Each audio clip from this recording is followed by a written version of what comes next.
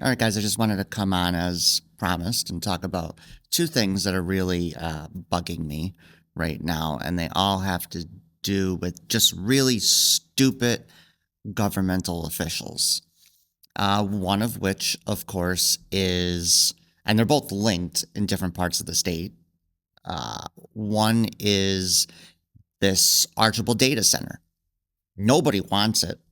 Uh, People from everywhere pretty much have went to their meetings, and the citizens, their citizens, the ones that the Archibald Council represent, they don't want it, and they rammed it through anyway. And you're seeing the same thing in Gettysburg.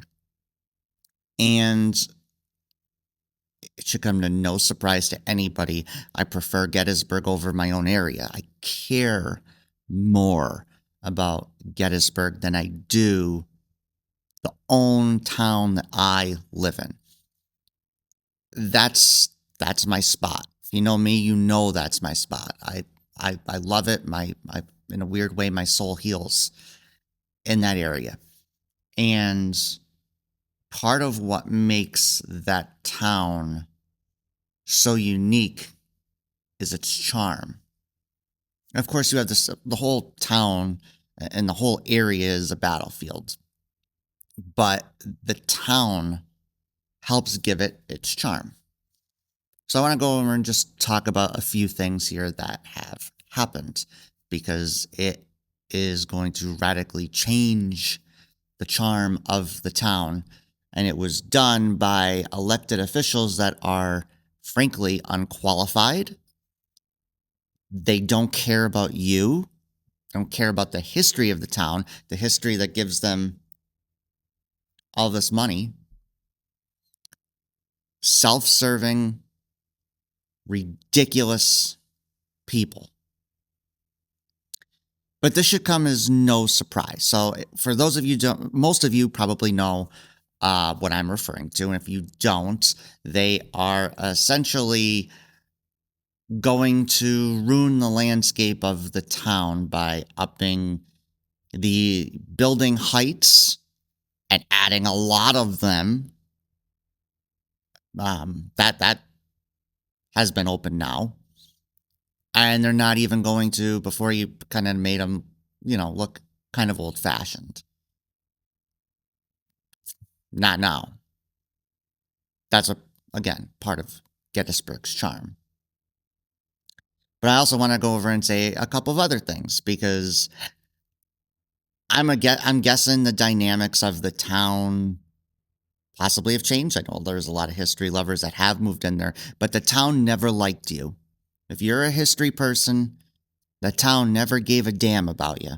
The people that lived there never gave a damn about you. They always looked down on you. When I was a kid, I would go with this reenactor. My family, obviously, with me too. I would not be who I am without this reenactor. His name was John Krause. I miss him. I hope he's still alive. I haven't talked with him in 20 years. I would not be who I am without that man. And he taught me so much. And so, walking down the town, you would just stop and see. At that point, I'm guessing it was rezoned because now they're commercial buildings. But at that time, there were people that lived there. Just looks. And then you would, talk with them because this guy talked with everybody. And they frankly could not stand the history that surrounds the town. It's not like me, like in Scranton. Like, yeah, sure, we got like the coal mines, we got the Steamtown National Park Service. I don't care about that stuff, but I don't look down on it. It's not my interest. Somebody else's interest, but it's not mine. But they would always look down on it. They look down on you. Maybe that's changed because I know a lot of the historic community and people who love history have moved into that borough. And as far as I can remember, they have tried to change it and destroy it. They pretty much succeeded in Camp Letterman.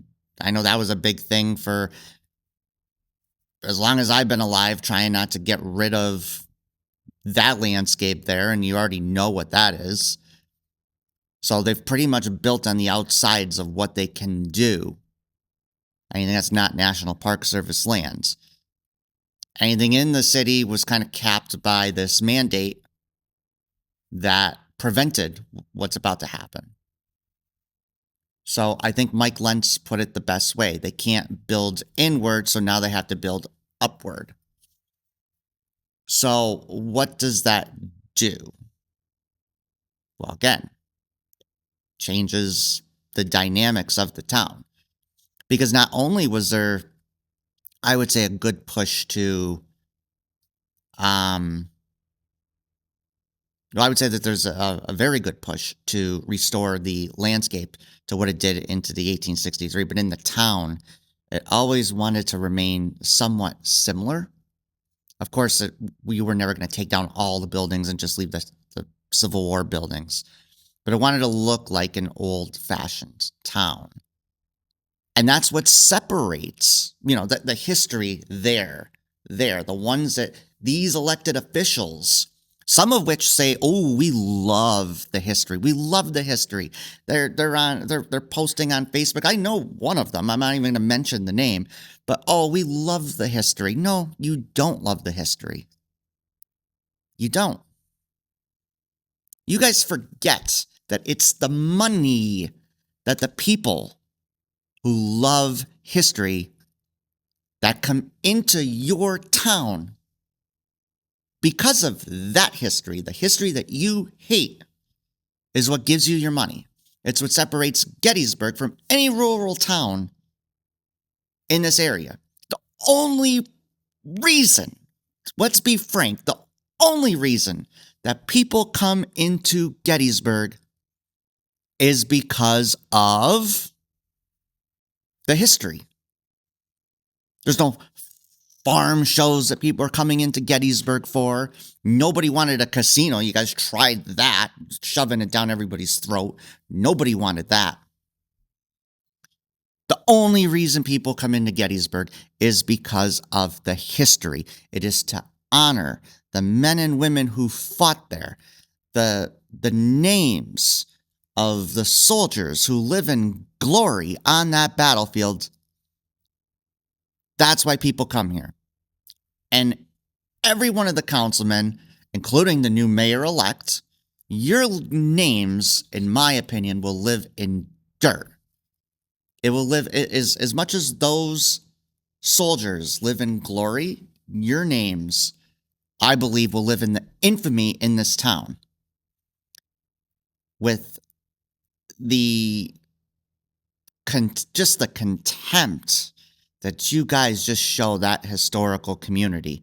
And then we get a quote, I believe, from the new mayor-elect that history towns vanquish when they're like locked into that mindset or something. You're only known for that. That's it. There's nothing else that you're known for in the town of Gettysburg. That's it. And you should be thankful that you live in that town. Thankful. You live in one of the most hallowed grounds in the world. But again, should come to no surprise. In the early 2000s, I remember a lot of the town's guys saying that they thought the Park Service wanted to kill the town.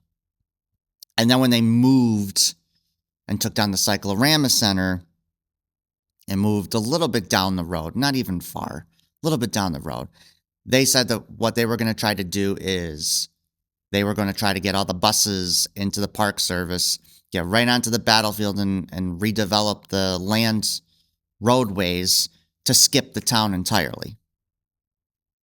That was the fear tactics that they put into the Park Service. This was the Park Service plan. The Park Service plan was to bleed the town dry so nobody went there, and then they could just acquire and gobble up all the land. And obviously that didn't happen. Obviously it can happen because the Park Service budget has been slashed every year since 9/11. So that can't happen. So it's just the dynamics of the town. But I mean, I'm going through the list here of the councilman and the mayor elect, and I just have a question for those of you watching that I know live in the town. Is this really the best that you guys have to offer? Are these guys, even the ones that you just elected, like I said, one person who's probably never going to talk to me ever again after this, which is fine because my love of Gettysburg comes before my love of most things. Do you really, really think that that's the best that you guys have to offer? I know a few of you that live in the town. You're better than them. You're better fit for that. I know you are. I know you guys. You have to run. You have to run. Like these elections have consequences. And a lot of times it's not a red versus blue thing. It's a people thing. People are self-serving. People are chameleons. They're chameleons. It doesn't matter if it's red or blue. It doesn't matter. They're all chameleons. They blend in with the pack. They go, oh, well, oof, I really love this about the town. I love this about the area. And then when they get in there, this is what you get. So I'm just horribly upset, and I hope that this video inspires one of the great people that I know that live there. There's a bunch of them. Run for office. Because the history community needs your voice in office. They do. For the first time in my life, I'm literally considering selling most of my autograph collection to try to afford to move down there to get a Gettysburg Address so I can not only have a hand in its politics, but to run for political office. Because that's the stakes.